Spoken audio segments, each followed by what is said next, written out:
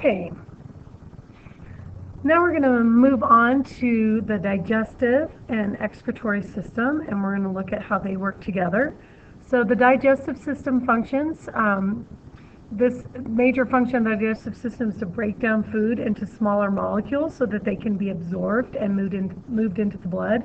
For example, we've been talking a lot about cellular respiration. In order to get that glucose into our cells, our digestive system has to break down the glucose that's found in food, take the glucose out of the food that it's in, and get it sent into our cells so that we can use that for cellular respiration.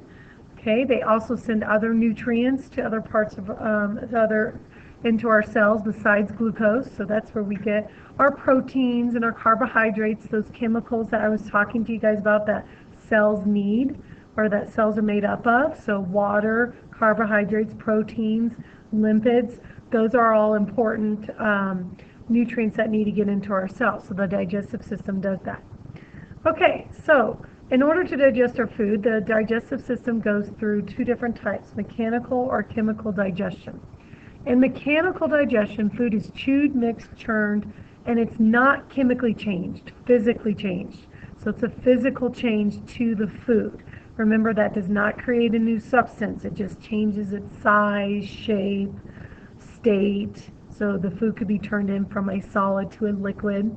Okay, organs that mechanically digest food are your mouth and your esophagus. So your mouth chews your food with your teeth. Your esophagus has muscles in the esophagus that actually break the food into smaller pieces, okay, and segment it. And then we have another type of digestion, which is a chemical digestion. So of course now we're going to talk about chemically changing the food. So chemical reactions occur that break down larger molecules of food into smaller ones. So we're still breaking down large molecules, but now we're changing them into new molecules. So a new substance is formed from this chemical change when we chemically digest our food. Now, there's a certain protein called an enzyme that actually helps do this. Enzymes is a type of protein that will speed up chemical reactions in your body. So I kind of look at enzymes as like a matchmaker. So if you have a matchmaker, it goes out and finds your mate and matches you together. That's kind of what an enzyme does. It goes and finds the chemicals that need to react, and it puts them together. In other words, it reduces the amount of energy that's needed to start a chemical reaction.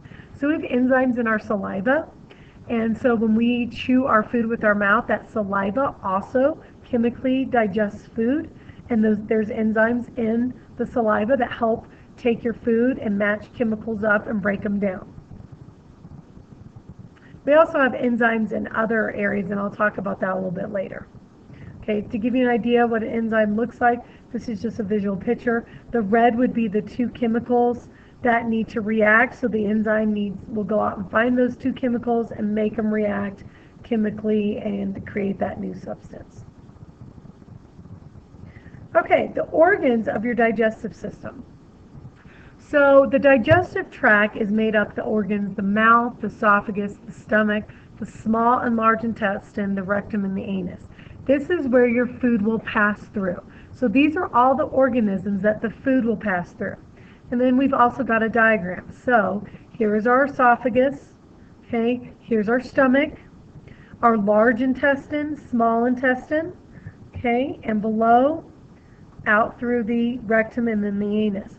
Now, a lot of people are a little confused about the large and small intestine. They ask, well, there's the small intestine is actually longer than the large intestine, but the large intestine is bigger, it's wider. So that's why it's called the large intestine.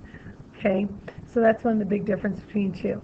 And you guys will be practicing and doing activities so that you know actually what each organ function as for the system. So we'll do that in the practice. There's also things called accessory organs. So accessory organs of the digestive system means that food does not go through these organs, but they help digest. So the salivary glands, liver, gallbladder, and pancreas, those are accessory organs. So the salivary glands secrete saliva into your mouth that contain those enzymes that help digest food. So food doesn't go through those glands, but the salivary glands produce something that helps digestion. Now, the liver is also an accessory organ. The liver produces a chemical called bile. Bile gets secreted from the liver into the gallbladder, which the gallbladder stores bile, and then it gets secreted into our stomach. Bile helps break down lipids or fats in our stomach. So even though food doesn't go through the liver or the gallbladder, the liver produces the bile, which is stored in the gallbladder, that helps break down the fats that we eat in our stomach. So that's why they're important. Okay. Pancreas is important as well. It produces a couple enzymes. One enzyme that it produces is pepsin, and that helps break down protein in our stomach. So again, even though food doesn't pass through the pancreas, it secretes an enzyme that goes into our stomach that helps our stomach break down proteins in our food. So accessory organs basically help digestion, but food doesn't go through them. Okay, the next thing we're going to talk about is our excretory system. So obviously, the digestive system is actually an example of an excretory system. An excretory system is any system that removes waste from the body. So your digestive system will remove waste. Okay, once all the nutrients are absorbed into our bloodstream, okay, then what the waste will travel into our large intestine and out through our rectum and anus. So digestive system eliminates waste. Respiratory system breathes out CO2, carbon dioxide. That eliminates the waste from our body. Your skin eliminates extra salt and water from your body. And then your urinary system is also one that we're going to go into a little more detail. That is also an excretory system.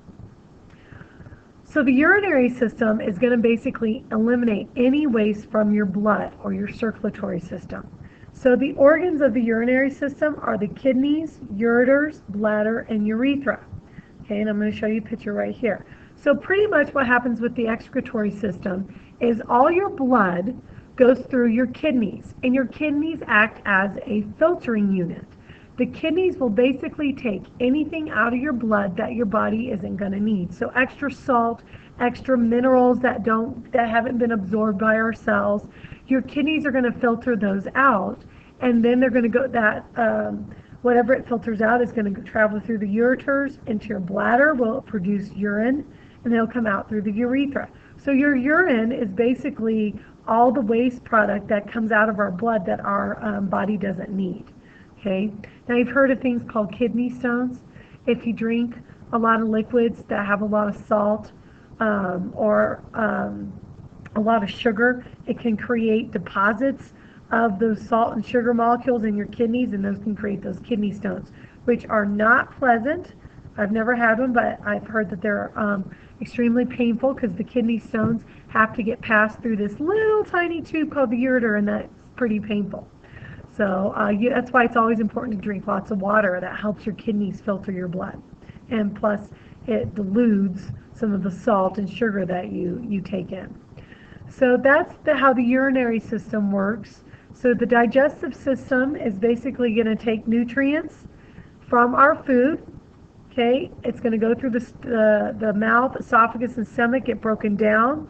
Once it passes from the stomach to the small intestine, anything that's a nutrient that our cells need, like sugar for cellular respiration, it's going to go from the small intestine and go into our bloodstream. So the digestive system works really well also with our circulatory system. Okay, anything else that is not a nutrient goes from our small intestine to our large intestine. So our large intestine is going to process extra waste and extra water, and that's why it's an excretory system, because it's going to eliminate or remove those wastes from the body. Okay, another example of an excretory system is your urinary system, which works really well with your circulatory system and the fact that it's going to filter our blood.